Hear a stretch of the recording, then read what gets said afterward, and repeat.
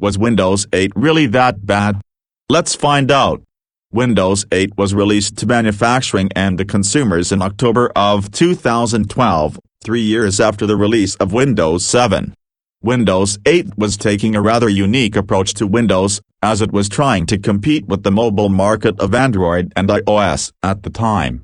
However, this would go down as one of the worst and most hated versions of Windows in history. Many hated the removal of the Start menu. The new UI, user interface, was confusing to say the least, especially for desktop users who did not have touch-screen monitors. It did not make sense to have a touch-screen-friendly interface for a desktop PC that does not have a freaking touchscreen. No wonder many hated on it. However, a year later, Windows 8.1 was released, which was an attempt to fix the original Windows 8 fiasco, but 8.1 failed miserably to address any of the significant problems. Its successor, however, was met with much more positive connotation in general. Windows 8 and 8.1 were both considered bad. However, I think 8.1 was a big improvement because it brought back the Start button. It was a bit more friendly on desktops, and at least tools like Classic Shell would let you bring back the Start menu.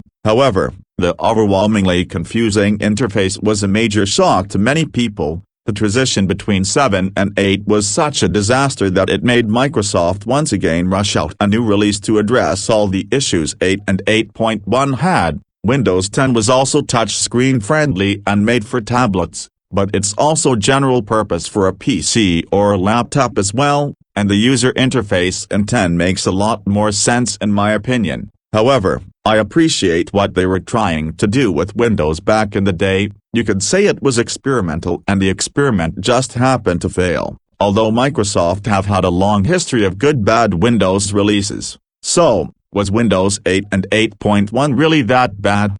No, they were actually somewhat revolutionary and definitely paved the road for Windows 10. Had it not been for Windows 8, we would have likely never seen a Windows 10 or Windows 11. They are the modern versions of Windows. The UI elements from 8, and also lots of other elements, are still present in modern versions of Windows. So while you might have hated 8's interface, it actually was a decently stable system that was not too intensive on older hardware, and it was also perfect for people who had Microsoft Surface tablets, or other tablets capable of running Windows. But Windows 8 will always be remembered as one of the most hated releases. Nobody will ever remember it like they did XP, 7, or even 10 when it goes end of life in less than 24 months.